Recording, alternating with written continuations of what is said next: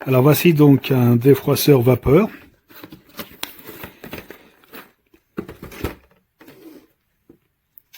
Alors, voilà donc comme il se compose, plutôt classique au niveau de la forme, avec le bouton donc marche arrêt, un câble. Alors, bon, le problème avec ces câbles, c'est que c'est jamais très très grand, mais bon, un petit livret d'instructions, alors vraiment plutôt sommaire en français, mais il n'y a vraiment pas grand chose, hein. Mais bon, ça va, c'est encore assez facile en fonctionnement. Là, il y a une petite brosse, donc là, c'est plus pour les tissus, qui vient s'adapter. Donc ici, qui se fixe, si on souhaite. Alors, ça se clipse normalement, voilà. Si on a envie. Sinon, on la retire. Alors, celui-ci, donc, il a la particularité d'avoir quand même un grand réservoir, 300 ml, ce qui est plutôt pas mal. On parle de 20 à 25 minutes, donc, d'autonomie. Ce qui permet quand même de faire peut-être voilà, une bonne dizaine de, un petit peu moins, mais de chemises. Donc, 1400 watts, ça permet quand même de bien défroisser, théoriquement.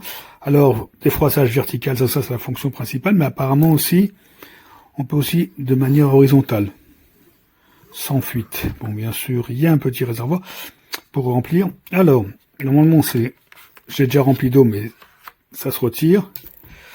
Là, donc, on accélère. Alors, c'est pas évident à retirer, ça. J'ai eu un petit peu de mal, hein.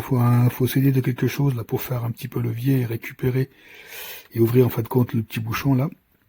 Bon, après, on le remplit. Voilà, donc, normalement, il y a assez d'eau. Et après, bon, bien sûr, ça se vient se coulisser à l'intérieur. Et voilà. On va essayer, voir un petit peu ce que ça donne. Alors là, donc, j'ai branché. Il y a le bouton. Voilà, marche. C'est un seul bouton. Ah oui. Ça arrive rapidement au niveau de la vapeur.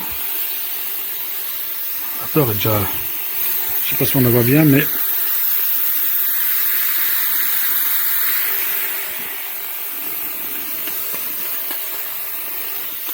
Est-ce que ça fait aussi? Apparemment, oui. On peut faire un essai. Là, j'ai pris une chemise. Bon, je vais faire un repassage plutôt rapide pour tester.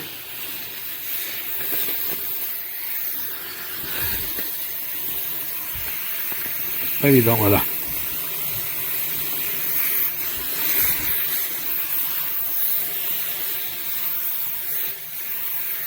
En tout cas, je suis impressionné quand même par la vapeur. Parce que là, il y a quand même pas mal de vapeur. J'en ai un autre. Celui-ci, il va quand même bien. Je vais faire un essai aussi à plat. Voir ce que ça donne.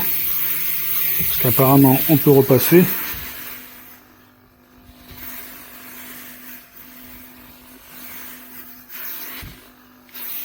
En tout cas...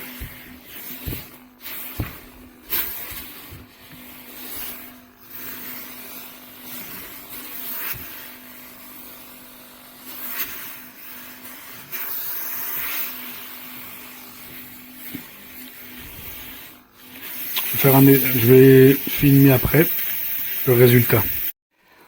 Donc voilà, après quelques minutes, bon, ça prend un petit peu de temps quand même malgré tout, mais le résultat est là, hein. C'est alors bien sûr, hein, si on repasse une chemise complètement froissée, on n'obtiendra jamais un résultat 100% identique à un repassage avec un fer à repasser, mais bon, si c'est déjà repassé, il faut juste défroisser parce que ça a été dans un bagage et tout, c'est pratique. Et surtout que là, on peut même le mettre de manière voilà, verticale, ce qui est peut-être plus simple, mais aussi horizontale. Voilà, donc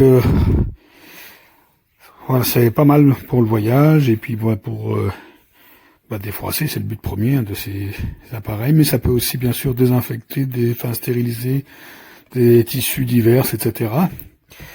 Et puis moi je suis un peu surpris même par comme la puissance du jet, parce que j'en ai eu un en vapeur, il était pas aussi puissant. Mais voilà, donc c'est pas mal quand même, franchement. Pour ce que c'est quand même pas mal. Voilà, je recommande. À plus.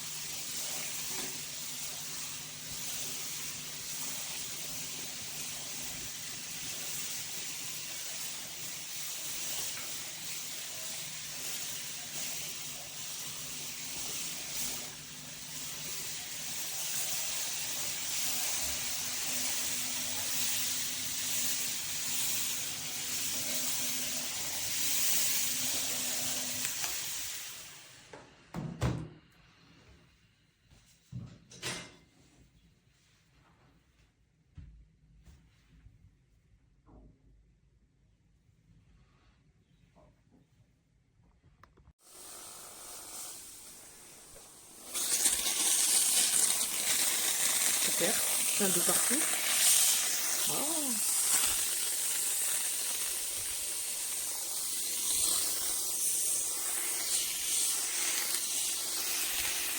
Bon, au tout début, vous faites pas comme moi.